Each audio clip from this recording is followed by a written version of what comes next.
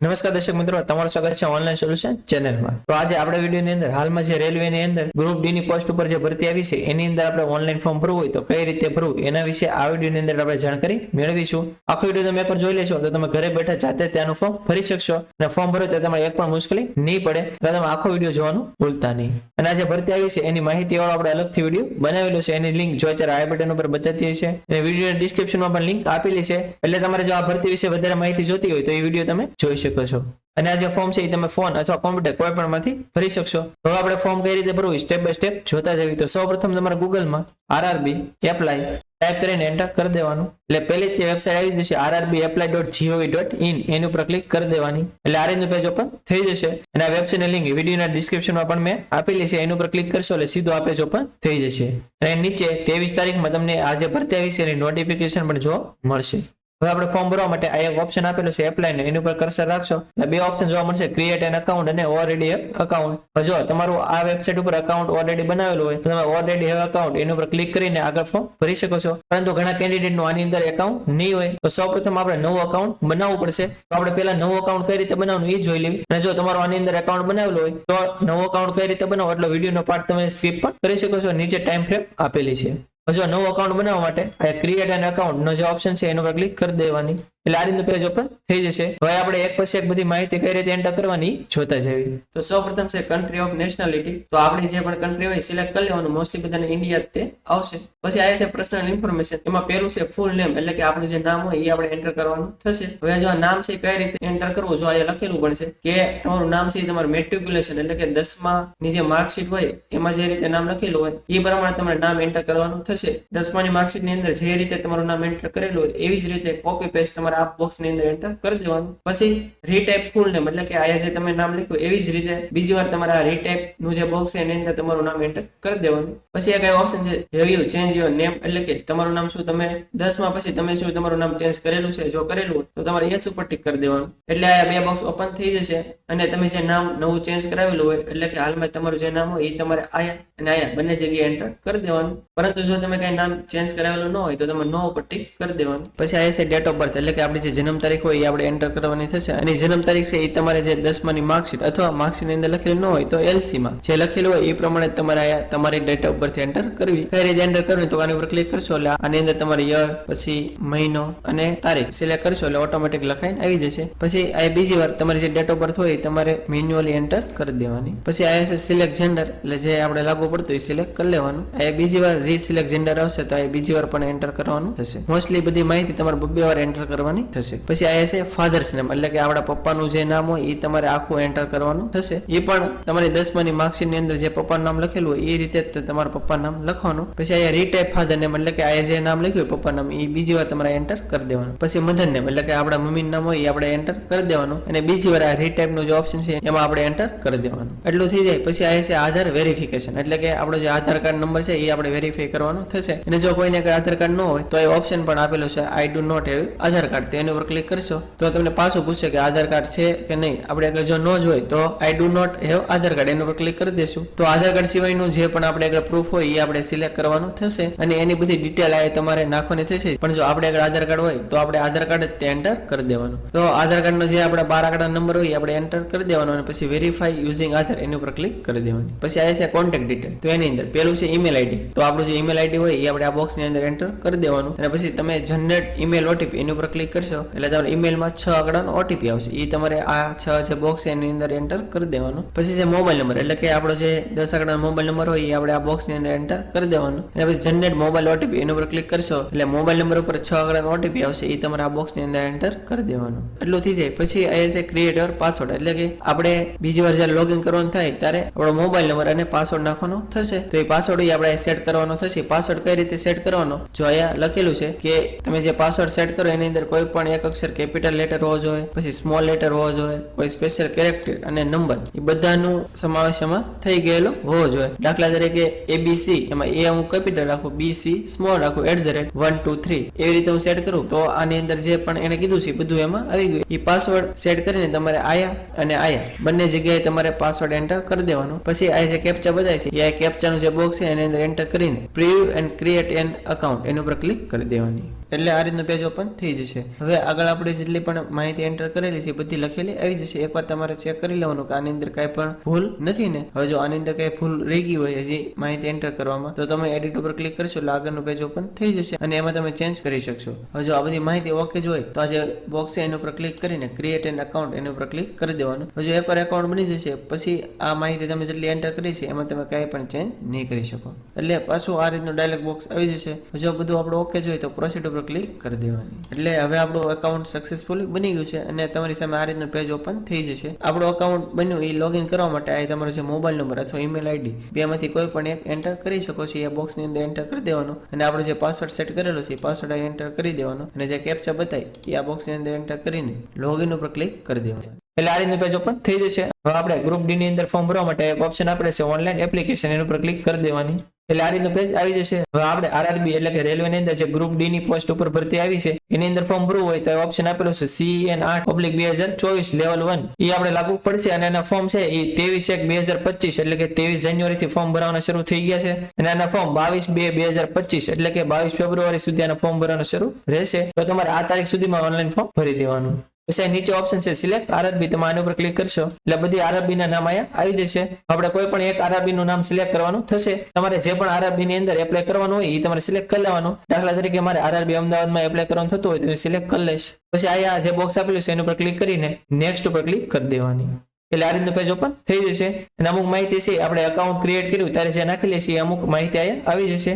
એની સિવાયની અમુક આપણે માહિતી નાખવાની થશે એ કઈ રીતે એન્ટર કરવાની એ આપણે સ્ટેપ બાય સ્ટેપ જોતા જઈએ.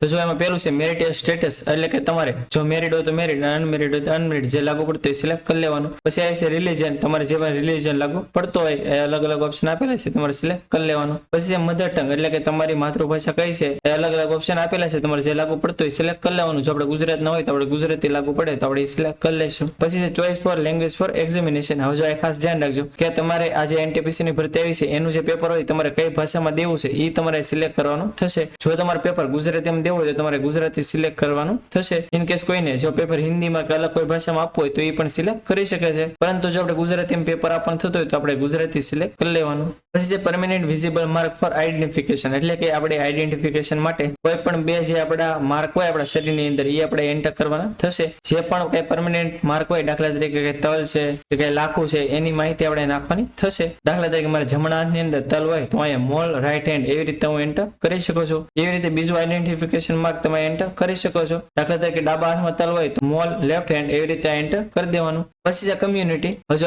અલગ અલગ ઓપ્શન આપેલો છે કે તમે કઈ કોમ્યુનિટીમાં આવો છો એ તમારે સિલેક્ટ કરવાનું થશે. દાખલા તરીકે જો તમે જનરલમાં આવતો હોય તમારે યુઆર એટલે કે અનરિઝર્વ સિલેક્ટ કરી લેવાનું તો તમારે કઈ બીજી માહિતી નાખવાની નહીં થાય. ઇન કેસ તમે જો ઈડબ્લ્યુએસ માં આવતો હોય તો એ સિલેક્ટ કરશો તો તમારે ઈડબ્લ્યુએસ નું જે પણ સર્ટિફિકેટ કઢાવેલું એની માહિતી નાખવાની થશે. જો એક ખાસ ધ્યાન રાખજો કે તમે ઈડબ્લ્યુએસ, એસસી, એસટી, ઓબીસી આ ચારમાંથી કોઈ પણ કેટેગરીમાં આવતો હોય એ બધા માટે તમારે જે પણ કાસ્ટ સર્ટિફિકેટ આવે છે તમારે ઇંગ્લિશમાં કઢાવવાનું રહેશે. કેમ કે જે પણ કેન્દ્ર સરકારની ભરતી આવે છે એની અંદર ઇંગ્લિશ વાળું તે કાસ્ટ સર્ટિફિકેટ માંગે છે. જે આપણે ગુજરાતી વાળું કઢાવેલું એ ત્યાં નહીં એક્સેપ્ટ કરે એટલે આપણે ઇંગ્લિશ વાળું તે કાસ્ટ સર્ટિફિકેટ કઢાવવાનું થશે. એ ખાસ ધ્યાન રાખજો. અને જે પણ વિદ્યાર્થી ઓબીસી માં આવે છે એને નોન ક્રિમિનલ હોય એ પણ એને ઇંગ્લિશમાં કઢાવવાનું રહેશે. હવે જો તમે ઈડબ્લ્યુએસ નું જે સર્ટિફિકેટ કઢાવેલો એનો જે નંબર હોય તમારા બોક્સ ની અંદર એન્ટર કરી દેવાનો. પછી જે ઇશ્યુઇંગ ઓથોરિટી એટલે કે તમે જે ઈડબ્લ્યુએસ નો દાખલો કઢાવેલો છે એ તમને કોના દ્વારા કાઢી દેવામાં આવેલો છે એ તમારે સિલેક્ટ કરવાનું થશે. હવે જો અલગ અલગ ઓપ્શન આપેલા છે તમારે જે પણ લાગુ પડતો હોય તમારે સિલેક્ટ કરી લેવાનું. હવે તમે ઈડબ્લ્યુએસ નો દાખલો છે અથવા તમે એસસી, એસટી નો ઓબીસી માં આવતો તો એનો તમે જે દાખલો કઢાવેલો એ દાખલો છે એ તમને મામલતદાર દ્વારા આપવામાં આવેલો હોય એટલે કે તમે મામલતદાર કચેરીમાંથી કઢાવેલો હોય તો તમારે મામલતદાર સિલેક્ટ કરવાનું થશે. પરંતુ તમે જોશો તો કે મામલતદાર ઓપ્શન આવતો નથી. તો જો આ એક્ઝિક્યુટિવ મેજિસ્ટ્રેટ કરીને ઓપ્શન આપેલો છે તમારે એ સિલેક્ટ કરી લેવાનું. કેમ કે એક્ઝિક્યુટિવ મેજિસ્ટ્રેટ હોય એને તે મામલતદાર કહેવામાં આવે છે એટલે એ તમારે સિલેક્ટ કરી લેવાનું. પછી ઇશ્યુઇંગ સ્ટેટમાં કયા સ્ટેટમાંથી કઢાવેલો છે એ સિલેક્ટ કરી લેવાનું. આપણે ગુજરાત લાગુ પડશે. પછી જે ડેટ ઓફ ઇશ્યુ એટલે કે તમે જે દાખલો છે કઈ તારીખે કઢાવેલો છે એ તમારે તારીખ એન્ટર કરી દેવાનું. એ જે દાખલો હોય એની અંદર ઉપર જ તે જમણી બાજુ લખેલી હશે. એવી રીતે જો તમે ઓબીસી માં આવતો હોય તો એ તમારે સિલેક્ટ કરી લેવાનું. પછી તમને એ પૂછશે કે તમે શું ઓબીસી નોન ક્રિમિનલ માં આવો છો તો તમારે યસ ઉપર ટિક કરી દેવાની. પછી આ નેમ ઓફ કાસ્ટ એટલે કે તમારે કઈ કાસ્ટમાં આવો છો એ કાસ્ટનું નામ જે હોય એ તમારે અહીંયા એન્ટર કરી દેવાનું. એ તમે જે નોન ક્રિમિનલ અથવા જાતિનો દાખલો કઢાવ્યો હોય એની અંદર લખેલી હોય એ જ તે કાસ્ટ તમારે એન્ટર કરી દેવાની. પછી કમ્યુનિટી સર્ટિફિકેટ નંબર એટલે કે તમે જે નોન ક્રિમિનલ કઢાવ્યો હોય એનો નંબર તમારે એન્ટર કરી દેવાનો. અને આ જે નોન ક્રિમિનલ છે આગળ મેં માહિતી આપી એ પ્રમાણે ઇંગ્લિશમાં હોવું ફરજિયાત છે. ગુજરાતીમાં જે નોન ક્રિમિનલ હશે એ નહીં ચાલે, ખાસ ધ્યાન રાખજો. જો તમારે એકદમ ઇંગ્લિશ વાળો નોન ક્રિમિનલ ન હોય તો કઢાવીને પછી તમે આની અંદર એપ્લાય કરજો. અને અહીંયા આપણે ફક્ત નોન ક્રિમિનલ રીતે માહિતી નાખવાની થશે. ઓબીસી નો દાખલો એટલે કે જે જાતિનો દાખલો હોય એની કઈ માહિતી નાખવાની નહીં થાય, એ ખાસ ધ્યાન રાખજો. પછી આ છે ઇશ્યુઇંગ ઓથોરિટી એટલે કે તમે જે નોન ક્રિમિનલ કઢાવ્યું છે કોની પાસે કઢાવેલું છે એ તમારે સિલેક્ટ કરી લેવાનું. એ અલગ અલગ ઓપ્શન આપેલા છે. જો તમે મામલતદાર કચેરીમાંથી કઢાવેલું હોય તો તમારે એક્ઝિક્યુટિવ મેજિસ્ટ્રેટ ઓપ્શન લાગુ પડશે, એ તમારે સિલેક્ટ કરી લેવાનું. એવી રીતે જો કોઈ બીજા ઇસ્યુ કરેલો હોય તો એ અલગ અલગ નામ આપેલા છે, તમે એ પ્રમાણે સિલેક્ટ કરી શકો છો. પછી ઇશ્યુઇંગ સ્ટેટમાં તમે જે સ્ટેટમાંથી કઢાવ્યું સિલેક્ટ કરી લેવાનું. પછી ડેટ ઓફ ઇસ્યુ એટલે કે કઈ તારીખે તમે કઢાવેલું છે એ તમારે અહીંથી સિલેક્ટ કરી લેવાની. એ જે ક્રિમિનલનો દાખલો હોય એની અંદર તારીખ લખેલી દેશે, એ પ્રમાણે તમારે એન્ટર કરી દેવાની. એવી જ રીતે તમારે એસસી સિસ્ટમ આવતો હોય તો એ તમારે સિલેક્ટ કરી લેવાનું. તો એની અંદર પેલું છે નેમ ઓફ કાસ્ટ એટલે કે તમારી કાસ્ટ કઈ છે એ તમારે એન્ટર કરી દેવાની. તમે જે જાતિનો દાખલો કઢાવેલો હોય એની અંદર લખેલી હોય છે એ તમારે એન્ટર કરી દેવાની. પછી તમે કાસ્ટ સર્ટિફિકેટ એટલે કે જાતિનો દાખલો ઇંગ્લિશમાં કઢાવેલો હોય એનો નંબર એન્ટર કરી દેવાનો. કોના દ્વારા તમને કાઢી દેવામાં આવેલો છે એ સિલેક્ટ કરી લેવાનું. અને કઈ તારીખે તમે કઢાવેલું છે એ તારીખ તમારે એન્ટર કરી દેવાની. પછી છે do you wish two avail free rail travel pass એટલે કે તમારે જ્યારે પણ પરીક્ષા દેવા જવાનું થાય ત્યારે તમારે આવવા જવા માટે તમારે ફ્રી રેલવે પાસ જોતો છે. જો જોતો હોય તમારે યસ ઉપર ટિક કરી દેવાની. તો તમારે તમારી જે નજીકનું રેલવે સ્ટેશન હોય એનું નામ અહીં એન્ટર કરવાનું થશે. અને જો તમારે કઈ રેલવે પાસ ન જોતો હોય તો તમારે નો પર ટિક કરી દેવાની. પછી જે અપલોડ ડોક્યુમેન્ટ એટલે કે એસસી એસટી માં જો તમે આવતા હો તો તમારે કાસ્ટ સર્ટિફિકેટ તમારે અપલોડ કરવાનું થશે. તમારે આ જે કાસ્ટ સર્ટિફિકેટ તમે અપલોડ કરો પીડીએફ ફોર્મેટમાં અને તમારે એની સાઈઝ 500 KB થી નીચે રાખવાની થશે. અને અપલોડ કરવા માટે અપલોડ ડોક્યુમેન્ટનો જે ઓપ્શન આપેલો છે એની ઉપર ક્લિક કરીને જે પીડીએફ સિલેક્ટ કરી લેવાનું. એવી રીતે તમે એસટી સિલેક્ટ કરશો તો એસસી ની જેમ જ તમારે બધી માહિતી નાખવાની થશે.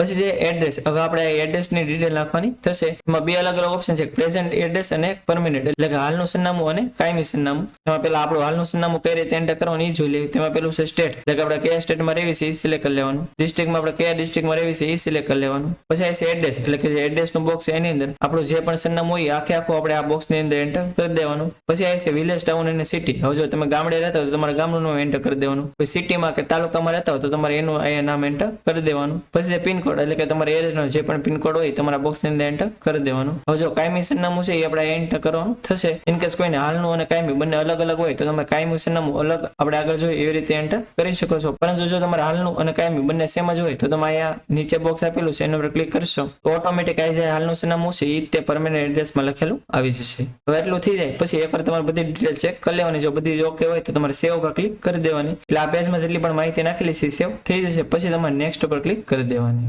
હવે આપણે આગળની માહિતી મેળવી એ પહેલા તમે જો આપણી ચેનલમાં ન હો અને આપણી ચેનલ હજી સુધી સબસ્ક્રાઇબ ન કરી તો ચેનલને સબસ્ક્રાઇબ કરવાનું ભૂલતા નહીં, જેથી આવી માહિતી તમને સમયસર મળતી રહે. અને આપણે ટેલિગ્રામ અને વોટ્સએપમાં પણ ચેનલ છે એની અંદર જોડવા માટે વિડીયો ડિસ્ક્રિપ્શનમાં લિંક આપેલી છે એની ઉપર ક્લિક કરીને તમે એમાં જોડાઈ શકો છો. પછી છે અધર ડિટેલ. એમાં પેલું છે એક્સ સર્વિસમેન ડિટેલ એટલે કે તમે શું એક્સ સર્વિસમેન છો હો તો તમારે યસ ઉપર ટિક કરી દેવાની. તો તમારે બાકીની માહિતી નાખવાની થશે કે તમે કઈ ડિફેન્સ સર્વિસમાં જોબ કરેલી છે, આર્મી, નેવી, એરફોર્સ, એ તમારે સિલેક્ટ કરી લેવાનું. તમારો કયો રેન્ક હતો એ એન્ટર કરી દેવાનું. જેવી વગેરે માહિતી તમારે નાખવાની થશે. એકવાર તમે વાંચીને બધી નાખી શકો છો. પરંતુ જો તમે કઈ એક્સ સર્વિસમેન ન હો તો તમારે નો ઉપર ટિક કરી દેવાની. તો તમારે કઈ બીજી માહિતી નાખવાની નહીં થાય. પછી છે પર્સન વિથ બેન્ચમાર્ક ડિસેબિલિટી એટલે કે જે પણ પીએચ કેન્ડિડેટ હોય એની માટે ઓપ્શન લાગુ પડશે. જો તમે પીએચ કેન્ડિડેટ હો તો તમારે યસ ઉપર ટિક કરી દેવાની. તો તમારે બધી માહિતી નાખવાની થશે. એમાં પેલું છે ડિસેબિલિટી કેટેગરી એટલે કે તમે કઈ કેટેગરીમાં આવો છો એ સિલેક્ટ કરી લેવાની. પછી સબ કેટેગરી જો કઈ લાગુ પડતી હોય તો એ સિલેક્ટ કરી લેવાની. પછી પર્સન્ટેજ ઓફ ડિસેબિલિટી એટલે કે કેટલા પર્સન્ટેજ તમારી ડિસેબિલિટી છે એ એન્ટર કરી દેવાની. પછી તમારે કઈ ડિસેબિલિટી છે, પરમેનન્ટ છે, ટેમ્પરરી, એ સિલેક્ટ કરી લેવાનું. પછી તમે પીએચ કેન્ડિડેટનું જે સર્ટિફિકેટ કઢાવેલું એ નંબર એન્ટર કરી દેવાનો અને જે તારીખે કઢાવેલું હોય એ તારીખ તમારે એન્ટર કરી દેવાની. પરંતુ જો તમે કઈ પીએચ કેન્ડિડેટ ન હોય તો તમારે નો પર ટિક કરી દેવાની. તો બીજી કઈ માહિતી નાખવાની નહીં થાય. પછી છે સ્ક્રાઇબ ડિટેલ એટલે કે તમે જાતે જો એક્ઝામ દઈ શકે એમ ન હો તો તમારે શું સાથે બીજા કોઈને લઈ જવાની જરૂર છે. જો હોય તો તમારે યસ ઉપર ટિક કરી દેવાની. પછી આ તમને જે ઓપ્શન પૂછે એમાં તમારે નો ઉપર ટિક કરી દેવાની. પછી તમે ફરીથી આ જે ઓપ્શન પૂછે એમાં નો ઉપર ટિક કરી દેવાની. પછી તમારે જે પણ પર્સનને સ્ક્રાઇબ તરીકે લઈ જવાનું હોય એની બધી માહિતી તમારે નાખવાની થશે. બધી અહીંયા સ્ટેપ બાય સ્ટેપ લખેલી છે. પરંતુ તમે જાતે તે એક્ઝામ દઈ શકો એમ હો અને બીજાની તમારે કઈ જરૂર ન હોય તો સિમ્પલી તમારે આ જે પેલો ઓપ્શન હતો એની ઉપર તમારે નો ઉપર ટિક કરી દેવાની. તો બીજી કઈ માહિતી નાખવાની નહીં થાય. પછી જે ઇકોનોમિક બેકવર્ડ ક્લાસ એટલે કે ઈબીસી ડિટેલ. જો તમે ઈબીસી માં આવતા હોય તો તમારે યસ ઉપર ટિક કરી દેવાની. હવે ઈબીસી ની અંદર કોણ આવે તો કે જે પણ ફેમિલીની ઇન્કમ 50,000 કરતા કરતા નીચે હોય તો એ બધા EBC ની અંદર આવતા હોય છે. જો તમે EBC માં આવતા હો અને તમે EBC નું સર્ટિફિકેટ કઢાવેલું તો તમારે યસ ઉપર ટીક કરી દેવાની. તો તમને પૂછશે કે તમે અવેલ ફ્રી કન્સેશનની જરૂર છે, તમારે યસ ઉપર ટીક કરી દેવાની. પછી તમને જે EBC સર્ટિફિકેટ કઢાવેલું એની જે માહિતી માંગે એ તમારે એન્ટર કરવાની થશે. પરંતુ તમે જો EBC માં ન હો તો તમારે નો ઉપર ટીક કરી દેવાની, તો બીજી કઈ માહિતી નાખવાની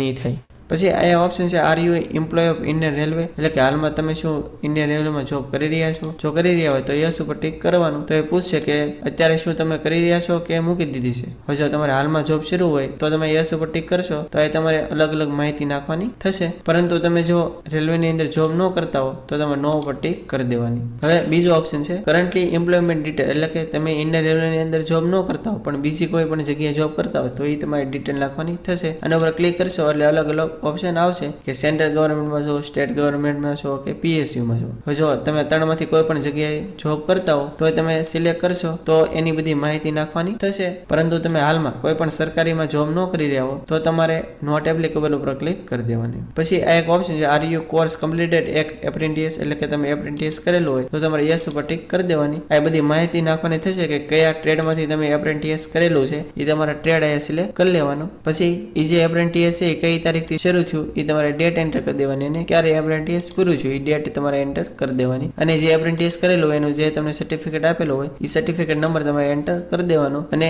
એ સર્ટિફિકેટમાં જે ડેટ મેન્શન કરેલી હોય કે ક્યારે તમને સર્ટિફિકેટ આપ્યું છે એ ડેટ તમારે એન્ટર કરી દેવાની. હવે જો તમે એપ્રેન્ટિસ કઈ કરેલું ન હોય તો તમારે નો ઉપર ટીક કરી દેવાની. પછી આ છે bank detail for refund of fee. હવે જો આપણે જે ફી ભરશું એ આપણને જયારે પાછી આપે એ પાછી આપણા કયા એકાઉન્ટમાં આવે એ તમારે એકાઉન્ટની ડિટેલ નાખવાની થશે. તો આ પહેલો ઓપ્શન છે એમાં નેમ ઓફ અકાઉન્ટ હોલ્ડર, એટલે કે બેંકની જે પાસબુક હોય એમાં આપણું જે નામ હોય એ રીતનું આપણે આખું નામ એન્ટર કરી દેવાનું. પછી એકાઉન્ટ નંબર, એટલે કે જે આપણો એકાઉન્ટ નંબર હોય એ આપણે એન્ટર આ બોક્સની અંદર કરી દેવાનો. અને કન્ફર્મ એકાઉન્ટ નંબર, એટલે કે બીજી વાર આપણે આ બોક્સની અંદર એ એકાઉન્ટ નંબર એન્ટર કરી દેવાનો. પછી બેંકનો IFSC કોડ જે હોય એ આપણે આની અંદર એન્ટર કરી દેવાનો. અને પછી કન્ફર્મ ઉપર ક્લિક કરી દેવાનું. એટલે બેંકનું નામ અને બેંકનું એડ્રેસ લખેલું આવી જશે. એટલી માહિતી એન્ટર થઈ જાય પછી તમારે સેવ બટન ઉપર ક્લિક કરી દેવાનું, એટલે માહિતી સેવ થઈ જશે. અને પછી નેક્સ્ટ ઉપર ક્લિક કરી દેવાની.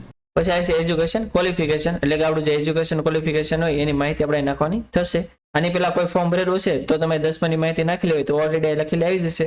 અને ઇન કેસ જો આની પેલા કઈ ફોર્મ ભરેલું ન હોય તો આ કઈ લખેલું નહીં આવે તો નીચે ક્વોલિફિકેશન ની અંદર 3 ઓપ્શન આપેલા છે. એક છે ITI, એક છે મેટ્રિક્યુલેશન એટલે કે 10 પાસ, અને NSC એટલે કે તમે કઈ એપ્રેન્ટિસ કરેલું હોય તો એનો ઓપ્શન આપેલો છે.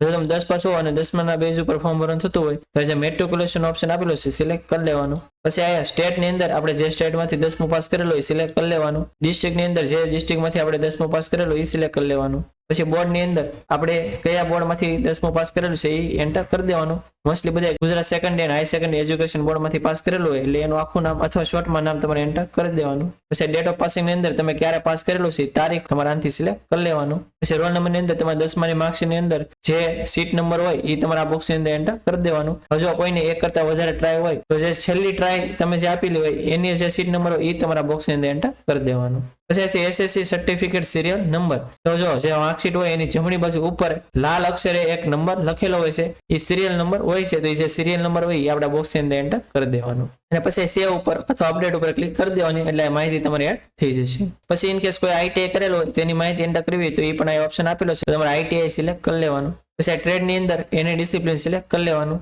સ્ટેટ ની અંદર કયા સ્ટેટમાં તમે ITI પાસ કરેલું છે એ સિલેક્ટ કરી લેવાનું. ડિસ્ટ્રિક્ટ ની અંદર કયા ડિસ્ટ્રિક્ટમાંથી તમે ITI પાસ કરેલું છે એ સિલેક્ટ કરી લેવાનું. પછી નેમ ઓફ ઇન્સ્ટિટ્યૂટ, એટલે કે કઈ ઇન્સ્ટિટ્યૂટમાં પાસ કરેલું છે તમારે ITI પબ્લિક જે ITI લાગુ પડતી હોય નામ એન્ટર કરી દેવાનું. દાખલા તરીકે ITI ભાવનગર હોય તો એ રીતે આ એન્ટર કરી દેવાનું. પછી ડેટ ઓફ પાસિંગમાં કઈ તારીખે તમે ITI પાસ કરેલું છે તારીખ તમારી જે માર્કશીટ હોય એની અંદર લખેલી છે એ તમારે એન્ટર કરી દેવાની. પછી સર્ટિફિકેટ ઇસ્યુ બાય, એટલે કે તમે જે ITI પાસ કરેલું છે NCVT માં કરેલું છે કે SCVT એટલે કે GCVT માંથી કરેલું છે એ તમારે સિલેક્ટ કરવાનું થશે. જો તમે NCVT માંથી પાસ કરેલું હોય તો એ સિલેક્ટ કરી લેવાનું. જો તમે GCVT માંથી પાસ કરેલું હોય તો SCVT વાળો ઓપ્શન સિલેક્ટ કરી લેવાનો. પછી સર્ટિફિકેટ ટાઈપમાં જો તમારે અગર NCVT નું સર્ટિફિકેટ હોય પેલો ઓપ્શન છે NTC એ સિલેક્ટ કરી લેવાનું. અને જો GCVT માં પાસ કરેલું હોય STC નો જે ઓપ્શન છે એ તમારે સિલેક્ટ કરી લેવાનું. આટલું થઈ જાય પછી તમારે એડ ઉપર ક્લિક કરી દેવાની એટલે આ તમારે ITI ની માહિતી એડ થઈ જશે. પછી જો તમે એપ્રેન્ટિસ કરેલું હોય તો એની માહિતી તમે એન્ટર કરી શકો છો. તમારે NSC સિલેક્ટ કરી લેવાનું. પછી તમે એપ્રેન્ટિસ જે કરેલું એની માહિતી નાખવાની થશે. એ જે આપણે ITI ની માહિતી જેવી રીતે નાખી એવી રીતે આખી માહિતી આવશે. હવે એટલું થઈ જાય પછી તમારે નેક્સ્ટ ઉપર ક્લિક કરી દેવાની. એટલે અહીં તમારો ફોટો અને સિગ્નેચર અપલોડ કરવાની થશે. હવે જો ફોટોગ્રાફ અપલોડ કરો તો એમાં અમુક માહિતી આપણે ધ્યાન રાખવાની રહેશે, નકર આપણું ફોર્મ છે રિજેક્ટ પણ થઈ શકે. તો આપણે જે ફોટો અપલોડ કર્યો આપણો પાસપોર્ટ સાઇઝનો, એ આપણો કલર પાસપોર્ટ સાઇઝનો ફોટોગ્રાફ હોવો જોઈએ અને પાછળનું બેકગ્રાઉન્ડ વ્હાઇટ હોવું જોઈએ. જો એની સિવાયનું કાંઈ પણ બેકગ્રાઉન્ડ હશે તો તમારું ફોર્મ પણ રિજેક્ટ થઈ શકે. એટલે આની અંદર જે રીતે માહિતી નાખેલી છે એ રીતે જ તમારો ફોટોગ્રાફ હોવો જોઈએ. જો ન હોય તો આપણે પડાવી લેવાનો. અને જે ફોટો છે એ તમારે જેપીજી અથવા જેપીજી ફોર્મેટમાં અને 30 થી 70 KB ની વચ્ચે સાઇઝ રાખીને અપલોડ કરવાનો થશે. પછી સિગ્નેચર, તો સિગ્નેચરમાં તમારે જેપીજી અથવા જેપીજી ફોર્મેટમાં અને 30 થી 70 KB ની વચ્ચે સાઇઝ રાખીને અપલોડ કરવાની થશે. તો તમારો જે ફોટો અને સિગ્નેચર જે જગ્યાએ પીડા હોય તમારે ચોઈસ ફાઇલ ઉપર ક્લિક કરીને સિલેક્ટ કરી લેવાનું. સિલેક્ટ કરીને પછી અહીંયા જે યસ નું બટન છે એના ઉપર ક્લિક કરી દેવાની, એટલે તમારો ફોટો અપલોડ થઈ જશે. એવી રીતે સિગ્નેચરમાં આ ચોઈસ ફાઇલ ઉપર ક્લિક કરીને સિલેક્ટ કરી લેવાની. આ રીતનું આવશે, એમાં તમારે ઓકે ઉપર ક્લિક કરી દેવાની, એટલે સિગ્નેચર પર અપલોડ થઈ જશે. હવે ફોટો અને સિગ્નેચર અપલોડ થઈ જાય પછી અપલોડ એન્ડ સેવ ઉપર ક્લિક કરી દેવાની, એટલે માહિતી સેવ થઈ જાય પછી આપણે નેક્સ્ટ ઉપર ક્લિક કરી દેવાની. પછી છેલ્લું છે preference and preview and submit. તો તમે થોડાક નીચે આવશો એટલે આપણે જે આરઆરબી અમદાવાદની અંદર એપ્લાય કરવાનું છે તો એની અંદર 14 પોસ્ટ ઉપર ભરતી આવી છે, તો આપણે બધાની અંદર એપ્લાય કરી શકશું. તો હવે આપણે જે 14 પોસ્ટ આવી છે એમાં આપણે પ્રિફરન્સ સેટ કરવાનો થશે કે કઈ મારે પહેલા પ્રાયોરિટી આપી છે, પછી બીજી કઈ આપી છે, ત્રીજી કઈ રીતે આપી છે, એવી રીતે તમારે પ્રાયોરિટી સેટ કરવાની થશે. જ્યારે પણ તમારું સિલેક્શન થશે ત્યારે પ્રાયોરિટી ચેક કરવામાં આવશે. તમે જે પણ પહેલા પ્રાયોરિટી રાખી છે એમાં તમને પહેલા સિલેક્શન આપશે, એમાં જો ન મળતું હોય તો બીજામાં, એમાં ન મળતું હોય ત્રીજામાં, એવી રીતે ઉતરતા ક્રમમાં આખું સિલેક્શન આપવામાં આવશે. એટલે તમે સિલેક્શન કરો એ જોઈ વિચારી અને જાણીને પછી તમારે જે રીતે સેટ કરવું એ તમે કરી શકો છો. તો આપણે એક્ઝામ્પલ તરીકે લેવી તો જો અમારે પહેલી પ્રાયોરિટીમાં વેસ્ટર્ન રેડિયો આસિસ્ટન્ટ SNT એ રાખવું હોય તો પ્લસ ઉપર ટિક કરીશ એટલે બાજુમાં એડ થઈ જશે.